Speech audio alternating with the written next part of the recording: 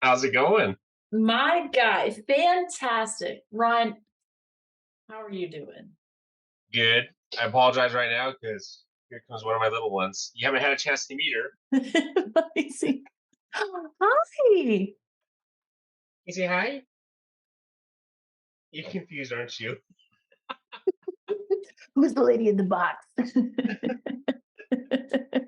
Dude, she's precious. Yeah. Oh, and here comes the other one. Luke, come here. Say hi. Hi. Not how you expect to start off, huh? There's no better way.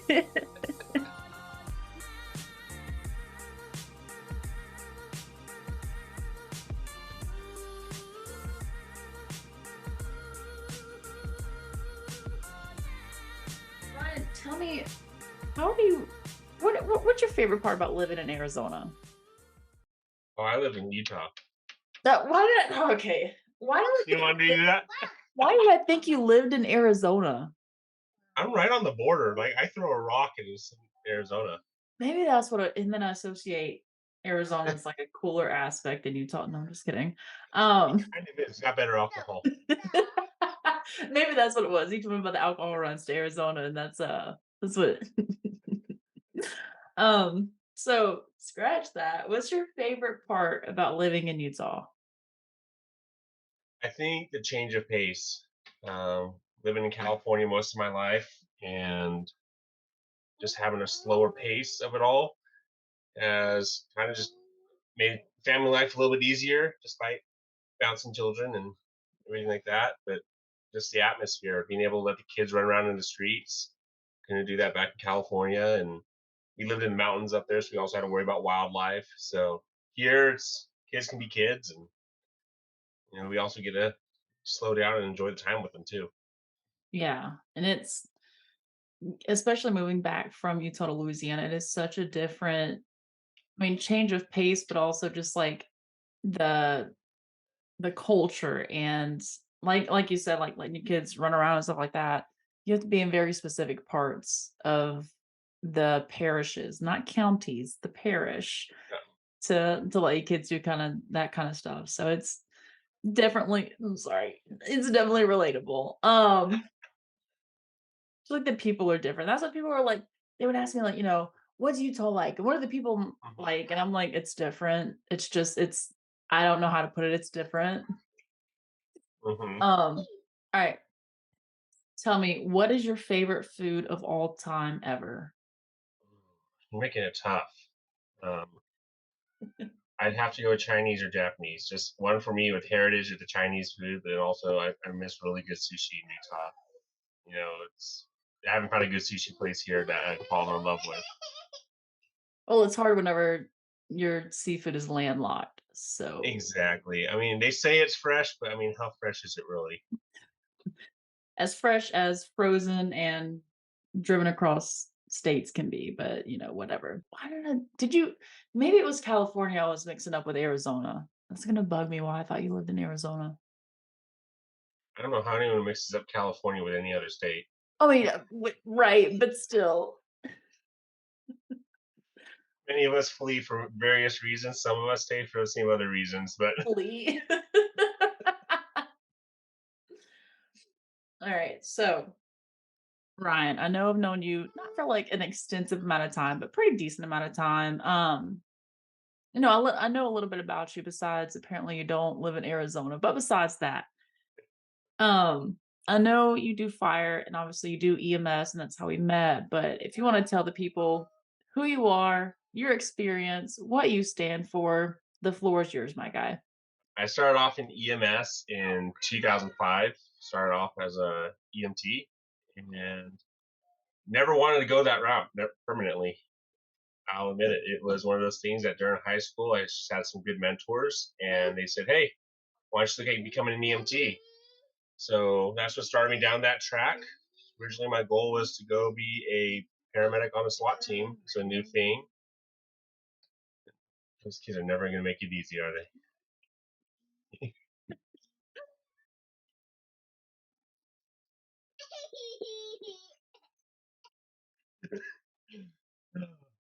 Anyways, my goal is to go be a paramedic on a SWAT team. And 2008, the economy crashed. I had a couple of job offers for law enforcement, and that went down the drain since no one was hiring. And uh, decided what am I going to do with my life? I'm not going to wait around for the economy to get better. So I went off to paramedic school and then started looking for jobs right after that again. So yes, so started looking for jobs after that, and fire department was one of the first ones to pick me up. Despite numerous applications of everyone trying to get jobs again and things like that. Is it so much that it was, like, just a job to join the fire department, or is that, like, something that you were pretty interested in? A little bit of both. Definitely something I was interested in, but I was also at the point of my life where I also wanted to get my career going. It was one of those that, got economy kind of side saddled it a bit, went off, got some more education, and then from there, let's see who hires me first. Is it law enforcement or is it fire? So both are great jobs, great career fields. That's why I didn't really have a preference which one. Um, my ultimate goal is just going out trying to help people and engage in the community. I'm not the 9 to 5er, stick me in an office. Maybe I will in the next 10 years. That might change, as I get older, but maybe I want that atmosphere. But currently, I still like being out in the field. Do you ever I mean, it's hard to look back now, but do you ever look back and you wish, like or you wonder, like, what would have happened if you was stuck with the law enforcement side? Or, like, is it kind of that thing where, like, it didn't pan out, but it's, for the best? Like, what does that look like for you? If I was to stay in California and not move out of state, there's all those what ifs. What if I stay there? What if I don't? Um, I think ultimately, overall, it's been a blessing being where I'm at now. It's, maybe I have certain plans and where I wanted to go in my career, but different doors opened up. And those can be for various reasons. For me, it's religious. I'm Christian. I wanted to do certain things, and God opened different doors going, no, that's not what I got planned for you. So for me, I think that played a huge role in it. Is I knew what I wanted to do, but it wasn't quite what was planned for me. Which is fair. And then as I've fallen in that role, in the roles I'm in now, it's definitely like, yeah, this is a better thing than I pictured. True. So So, from all of this, you've had how many years of experience in the fire/EMS world? 18 years now. Um, yeah, Let's do time another 30 flies. from retirement. Yeah, it's about another 25 from retirement, at least for Utah, since I just started again not too long ago in it. So I had to switch retirement systems up and start from the beginning. Sure. Um, what okay, so we I went through I went through day 1 of the fire academy with you, and that was it because I asked the question of, "Wait, is it always gonna be this cold in the classroom?" And they said, "Yes." And then I I asked, "Well, remember we" that, and they said, "Where'd she go?" to She get her didn't come jacket. back. And then it was like we were outside, they were talking about the different training obstacles and stuff, and I was like, "Wait, what do you mean? What do you mean, like, we have to go into the burning?" And then it hit me all at once, like, I am not cut out to be a firefighter. So, um, And not yeah, everyone is, and that's fine. I I can stand behind the There's, people that are like, "This isn't you for know what? me," because like A lot of my friends went the fire route because they couldn't make a career being a paramedic or an EMT on a private ambulance. Every yeah. state has their different wages. And back in California, I don't know how it is now, but it wasn't livable back then. Maybe for the people that got into it back in the 70s and 80s, but as time went on, it wasn't. That's why I was looking to go somewhere else. What side would you say you rather go on? Like the fire side, like that's your niche, or like you like the EMS side, or is it 50-50? It's not a 50-50, maybe 60-40 more towards EMS. But I think, a lot of the role has to do with what's the majority of the calls we run, and what is is your atmosphere you're in. So when I'm running 80 to 90% medical calls and 10% fires, and I'm probably being very generous with that 10%. A little bit, yeah. Yeah, you know, it's more wishful thinking. Um, but I think definitely when you do something more than the other, I think that does play a role into where your passion's at. True. So, Um, so I know you've got a lot of experience behind what you've done. We run a couple of calls together, not including the one that I took Finnegan that day because I had that bad case of not food about that poisoning. one. Dude, I'll never forget. We got to that call and I think I fell asleep on the way to the call. Obviously, I was able to function to my fullest capacity, all that stuff. But like you woke me up as we pulled up and I like opened the door and got out too fast. And like the officer that was on the scene of that wreck with you like looked at you and she was like, and you were like, she's just tired, it's fine. I'm like, hey guys, what do we have? Like I'm still half asleep, like trying to figure out how did we You were get to lucky this the call? adrenaline kicked in. That was the debate of, do I get someone else to drive us in, and just how do we run this so she doesn't the adrenaline kicked in, like, all right, we're safe. We're good to go. But, so yeah, I've seen it firsthand. You have plenty of experience. But it's not just that you've done like your years and years of experience in this field, but also like you're advancing in the field, not just working on a shift back to back, which before we get into that, how do you like your 24s and 48s? Because I work in a system now where I do my 12s. And granted, I technically work a lot more um, just because it's 12-hour shifts. But at the end of the shift, I get to go home and go get in my bed versus like on those 24s, you get about halfway in and you're either good to go for the next 12 or you're dying and crying into your pillow in the hopes of at least an hour's sleep. So, what would you rather? Because I like my 12s, but I think a lot of it depends on where you work too, um, and what does the overtime look like. And I'm not saying voluntary overtime. It's that at least in the fire service, it's that, hey, there's no relief today. You're still here, and we have forced mandatory overtime just because we have the needs to meet of the community. So in a slower station or a not so busy state, where you're up the entire 24 hours, that type of system, I like the 48s. I like the 48/96. Come on for 2 days, go home for four, and I get 4 days with my family. And if I want to do a trade, now I got 8 days off, right? So I can work 4 days straight and have 8 days off. So, but so I like the 48s. I won't name my old department, but my old department, we would work a modified Kelly schedule, or 1 day on, 1 day off, 1 day on, 1 day off, 1 day on, and 4 days off. And uh, and in that aspect, and like I said, getting hired into the economy where there's a lot of short staffing and things like that, more than what we're normally faced with, then we would be stuck at work. And I was working 22 to 24 days a month, 24-hour shifts, only going home 6 to 8 days a month. So not a very good husband, not a very good roommate with that lifestyle, so it didn't work.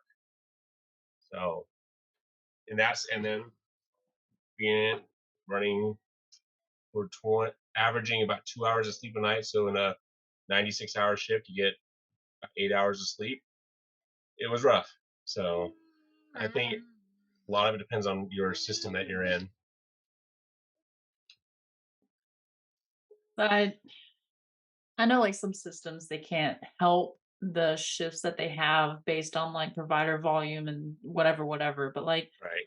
when I look back at the consecutive amount of 24s I was able and like put on the schedule to work at one system that I was employed at versus like the safety of everybody that I was driving around in the ambulance and stuff like that, it's astounding. And It I is. dude, And I'll I admit there's been calls in my career where I don't remember making the drive to the call right. or following up to the hospital. Is we're here and I don't know. Before I got to fire, working on the private side of things, long distance transports going 60, 70 miles away, and Mhm. I don't remember those drives. It's not great, and I do remember those days. Dude, there was one 24 I ran a hot minute back. It was just a 24. It wasn't like I was pulling a 48 or anything like that, a 96, nothing like that. It was just a 24, but we like clocked in at like 6 a.m. So, we have to get there like 5:30, 5:40 ish to relieve our crew, make sure everything's stocked, blah, blah, blah. And then I mean, like, we're there until our relief gets there in the morning. Hopefully they get there. Mhm. But from 6, I want to say 6:30 in the morning until I wanna say, like, 3 or 4, we were running straight. Either we were posted for, Yep. like, 5 minutes, then we get a call, or we're running calls, whatever, so we got back to the station for, like, an hour, maybe, and then got put right back out on the street. So, like, in that 24, we were running for 22 hours pretty much straight, Yep. and it got to the point I'm not gonna lie, we were flying back to the station because it was like 5:30 something, and me and my partner, and I was an EMT, and it was all ALS level runs, like every one of them. So we're flying back, and my partner looks over and he's like, "Oh my god, the moon is purple." I didn't even question it. I was just like, "Yeah, yeah, it is." And then we both started laughing so hard because we're so delirious, we're so tired, we're so that's what every time I think of like the idea of going back to 24's, I think of that moment and I'm like, mm. Or even when I was in Utah, like there was one just like overtime night shift I had picked up and it put me on like a reverse 36, that kind of thing. Mhm. I don't remember a single call we ran because I was so dead tired. And I don't know. I love my 12s. I really love we can turn some of our 12s into 24's, but I really love having a I've never countdown. really worked 12s unless there was like a little overtime shift on a private ambulance. So for me, this is all I know. Essentially, it's 24-hour shifts is all I know at a minimum. And I used to call the 12-hour shifts. Working at the fair or whatever. That was my princess shift. It's I get to come in, I get to go home a few hours later. It didn't feel like work, but at the same time, it was Right. all special events or something along those lines. Other than that, I don't get to experience 12 hours. I've never had to transfer to 12-hour shifts. You ever find a system where you do cling on to it dearly? Um, okay, so kinda like what I was hinting at earlier, so you've advanced in the field to where you're not just on the truck, you're not just running calls, you're not just pushing meds and hanging fluids and stuff, like, you're moving up into EMS education and coordination. Tell me about that. Tell me why like, what was the deciding factor of why you wanna do that? What do you do? How do you put your own experience into this? Like, what you got, my guy? So I think what originally got me into that field, I started doing skills instructor work about a year to 2 years experience as an EMT, just going and helping out with skills with different EMT schools. So I was just not comfortable with them myself. You know, EMT schools and I went to paramedic school. Paramedic school is only 6 months long, and you come out just you absorb stuff like a sponge, but you also lose it just as fast. And it was one of those things where how do I maintain my skills? How do I maintain my knowledge or keep up with all the changes? I remember going through my internships, my preceptors. This is going to date myself. Intranasal was new. It was a new way to give medication, and you know we had a seizure patient, and they're like, hey, I go, hey, how about intranasal? And they're looking at me like, what are you talking about? It hadn't hit the field yet, but we're learning in school. It didn't hit our local protocols. So just how do I stay up with the current trends and studies and be progressive and proactive in this field? And that's why I got into teaching initially. going over skills, but continuing that career as an educator is also more of a mindset of what do I do if I get hurt on the job? We already talked about the safety factors of working on the ambulance and not remembering the drives we made or the transports we've done. But what if something happens where I get hurt, you know, let alone back injury, EMS before these power loaders. My thought process was, what did I do if I hurt my back and it's a career ender? And like, what do I have that I can go into? And that's playing that all those thought processes through my mind, letting me to teaching. So that's what got me into teaching, and eventually became a passion too. Because being able to, I'll admit, I've been burned out and not want to be at work.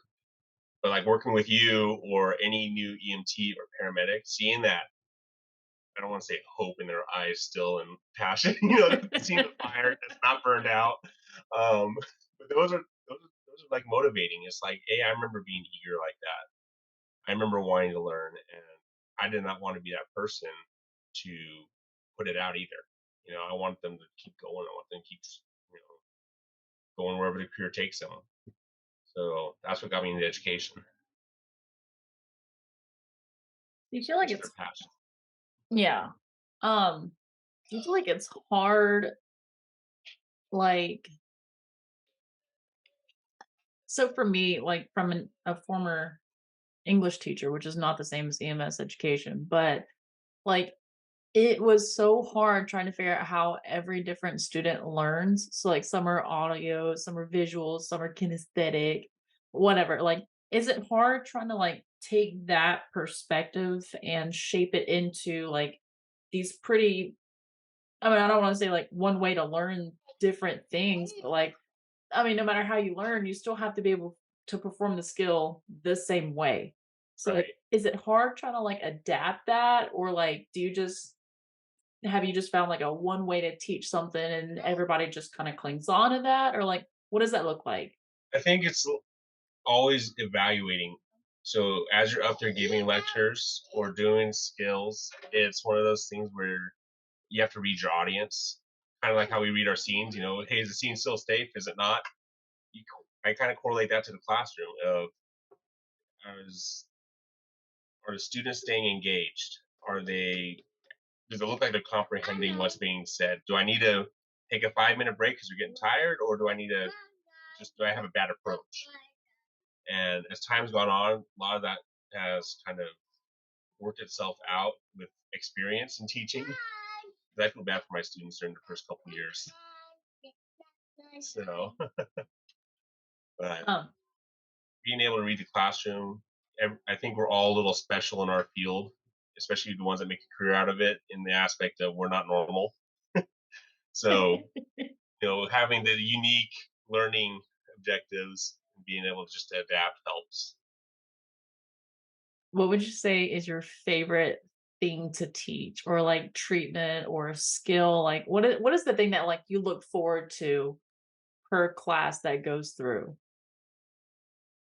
Um, Say looking at the paramedic level, teaching skills that I don't get to do very often, or anyone really in our field, is things like surgical crikes, needle thoracostomies, things like that. Like the surgical interventions. It's not as something that's high risk but low frequency, and that's something that we want to.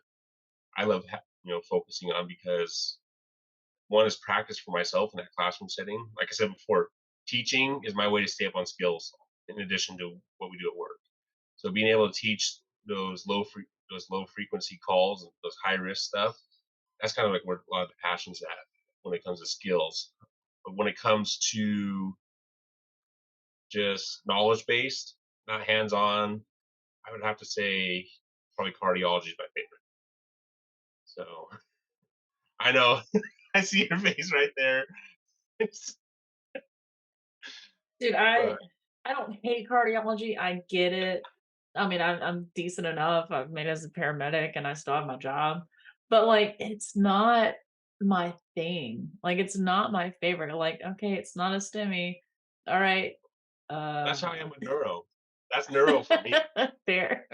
It's like I remember learning the cranial nerves in school, but other than that, I've never really thought about them as much as like I did in school to pass the test. It's one of those things that's like, all right, cool. You know, maybe that might change as medicine changes in our field over our career. Us being able to do more things. But right now, it's yep, you got a neuro problem, rapid transport. Right. You know, Either it's a or stroke or a seizure, cardiac. At it's least I can do something like, hey, here's some aspirin, here's some nitro. Maybe not all the time, but "Ooh, this one's scary, let's give it adenosine." Or oh, we just get to straight to the taste. pets, exactly.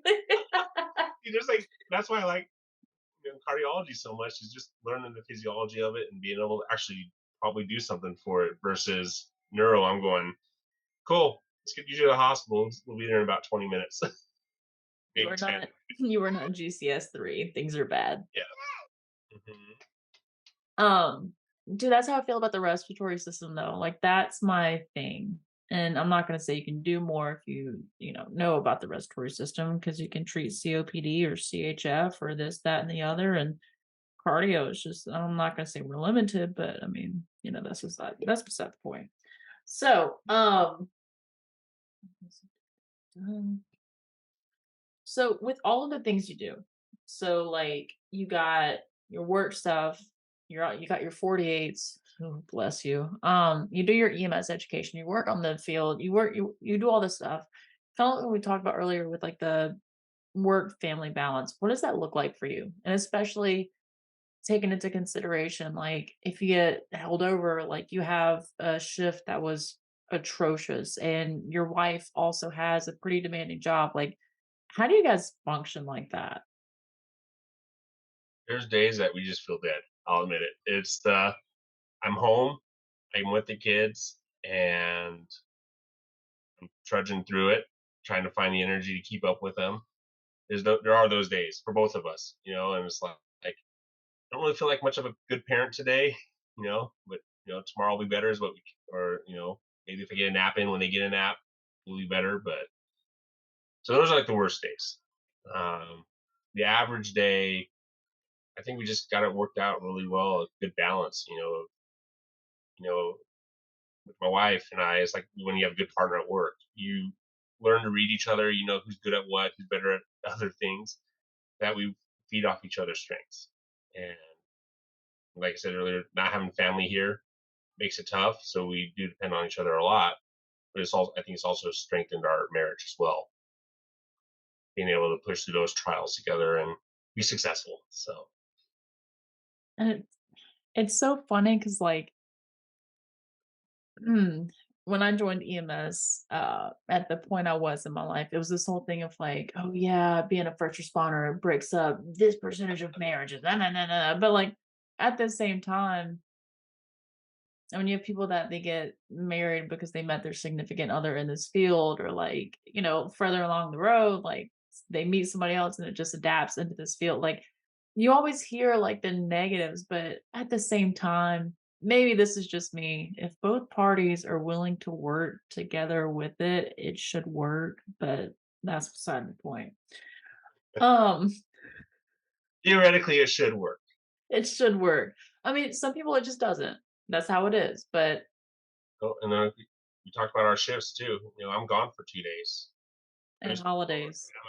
by my old agency, I was gone for you know 2 3 weeks, only home 6 to 8 days a month. And that was when I was newlywed.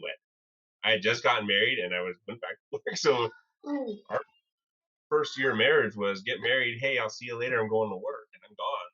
And then we moved to Utah, which then that 6 to 8 days I had off was now I'm spending 2 days driving. A day to drive home and a day to drive back to work. So now it's cut even further. Eventually, things had to be decided for us. It was more of an internal one for myself. I'll admit, didn't talk to my wife about it, but I can just tell that home life was rough.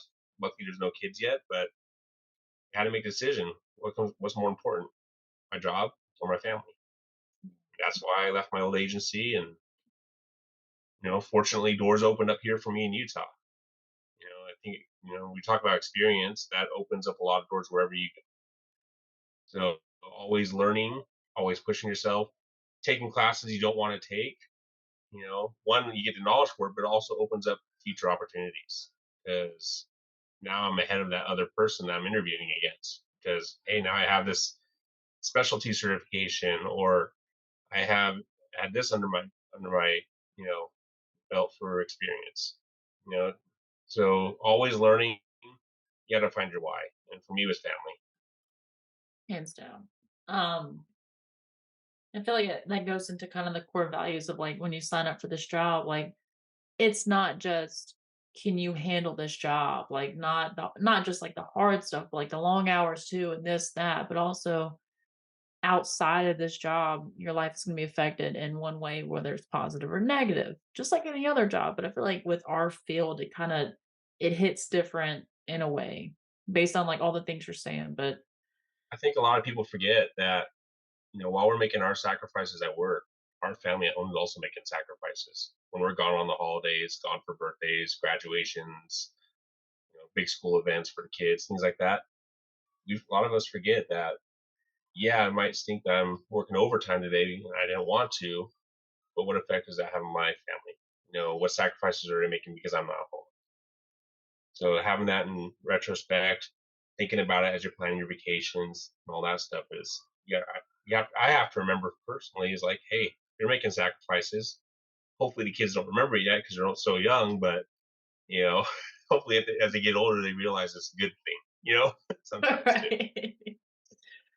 um, yeah, dude, my dad was a police officer, and I'm just now, maybe for the past I think 3 years ago was whenever I finally understood that like we had Christmas so late in the day on Christmas days because my dad would pull that overtime shift the night before, or like we would do different events on different days because of the way my dad's schedule was. And then, I mean, I think this year is the first year since I've been in EMS that I'm off Christmas. I'm off on Thanksgiving, which I might end up switching my shift to work on Thanksgiving to be off the next day because that's when my family's deciding to do Thanksgiving. But that's beside the point.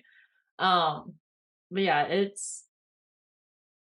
this job is not just like knowing the stuff and staying studied up and making sure you're your best provider, but like, bro, you got a family to think about too, and like yeah, that's a big thing when people ask me like, oh, what's the worst part about EMS? I'm like, bro, I ain't had a birthday at home in like 4 years, so that.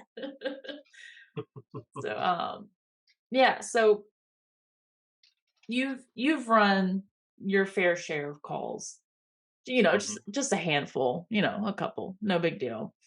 Um, Out of all of them, or just like the few that really have stuck with you and stuff, what has been your most impacting call? Besides the one where you had to wake up, Besides that one. um, I'd have to say it wasn't until recently that I realized how impactful the call was.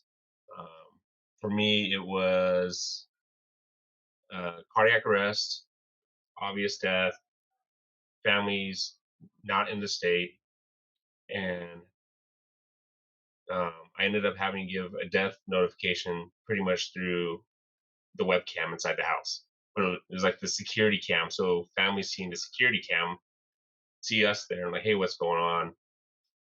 They're distraught, can't call them, and give my death notification through the one-way phone. So like right now, you and I can see each other, but in that moment, I couldn't see them; they could only see me. Um, so giving that notification was like, well, this was weird. This was a first. Um, didn't think that was going to happen in my career, but who knows where things go. And it wasn't until I'll say 3 4 months ago, the family member found me. Was in town here in Utah, and kind of creeped me out for a minute at first because they walk up to me and go, "Hey, you don't know me, but I know you." I'm like going, "All right, where's this going?" This is, Right.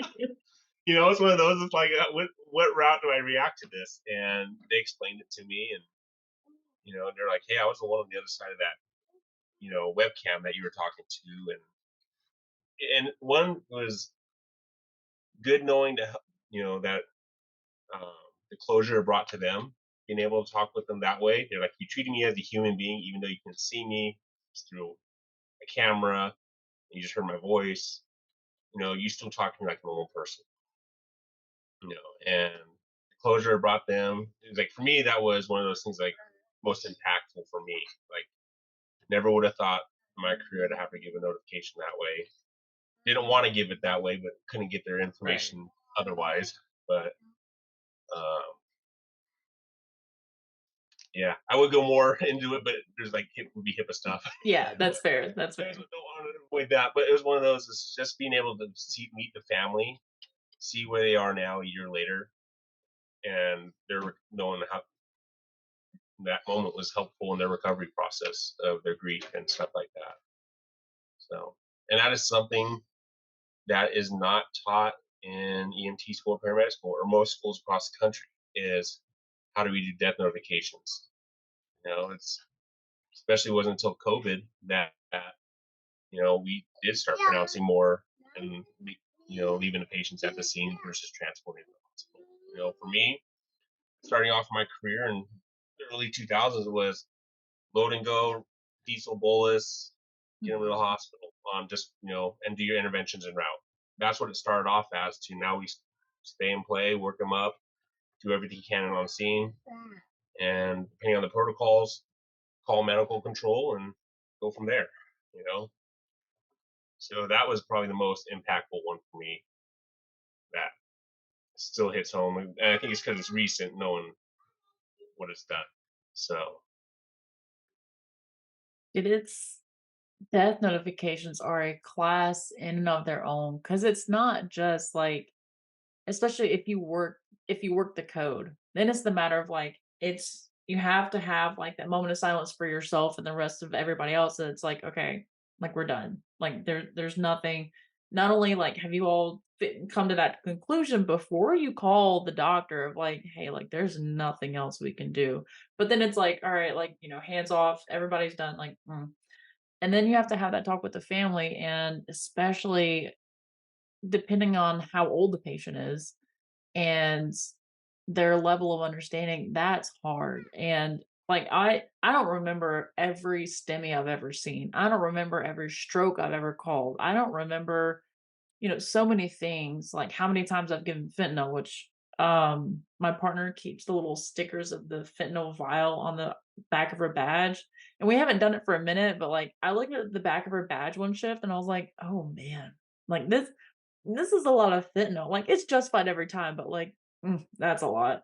But, I can almost word for word remember every death notification because, like you said, it's not something that's taught in school, and there's no, like the you can, but there's no script other than you have to solidify, like, "Hey, your loved one is dead." You can't do the whole "they've passed on" or, like, "they're" whatever, like, you have to I don't know, I've gotten decent enough at it at this point, but, like, my first death notification on my own as a paramedic, dude, I felt sorry for the family because 'cause I'm like, I stumbled through that so hard and, like and then it's always I mean, this is morbid, but it's the awkward moment of, like, you just stand there and then you wait, and then, do they have any questions or, like, what do you do now?" Like, and I don't know. And I feel like a lot of that goes back to having that empathy of, like, understanding that, like, this is hard for them. Like, you're doing your job, but also, like, this is goes back like you said, like, this was a human being, and you're talking to other human beings who are now feeling very big emotions. right. Um, Going back to the education aspect of it all, is there is a really good course out there now on how to deliver death notifications, and um, the person who teaches it used to be an educator in Southern California. Am I allowed to say their website? No, go ahead. Okay, so check out emergencyresilience.com, and Alex teaches a great course on that. and she's someone that I worked with when I worked out in California. I've had a bunch of her medic students as my interns, and when she came out with this class, I took it. I learned a lot from it. Some of the stuff I already knew just from my own experience, but I also was able to take away a lot from it too. There's also a component in it. There's how do we, as the EMS professionals, deal with it afterwards ourselves, dealing with the not burning out and quitting our field or going down that dark path of becoming alcoholics or you know go in hiding and burn all of our friendships and relationships with others. So it talks about that aspect too. How do we mentally cope and work through it, but also talk with the families. So it's a great course. I actually, for my agency, do it as annual training. Is even though they've already been through it, hey, we're opening up the website today. You guys are all logging in and taking the course. And so that's at least for me with death notification, that's how I run it at my department right now. The other thing too is if I have a new EMT or a new paramedic that's never delivered one before, I usually try to spare them that aspect of it and say, hey, I'm going to go make this notification. If one of you want to come with me, just one, because I don't want them having the whole engine company, Yeah. ambulance, law enforcement. I don't need the 15 people coming to tell them. So I say, hey, if one of you just want to come with me, you're welcome to come and listen. Listen to how I deliver it. See what you like that I do. If there's something you don't like about what I do about it, what would you do? I make them question themselves. What would you do for things you don't like that I do that might work better? And tell me about it too. Because how do I get better about it without feedback? So for them, it's one, it's for them to learn, but two, it's also for me to get feedback because how am I going to ask the family members like, so now that I told you your family member is dead, is there anything I could have done better? I can't do that. So when you have your coworkers there, it is really good. Being able to pick their brain like, hey, is there something I could have done better? So Yeah. And having the different perspective of like one person to another. Dude, that's a genius idea. I I respect that because when I went through my paramedic school clinicals, I never had to give a death notification by myself. I would just kind of third wheeled with the paramedic. It was me and him or her, and I watched and listened so that it helped a lot. And especially the part about getting the feedback. I mad respect, mad kudos, man. Because it's not just that it's the matter of like what do I say, but it's also like we talked about. It's a heavy moment. It is a very heavy moment. So Um, on the so you said that was emergencyresilience.com. emergencyresilience.com. Okay.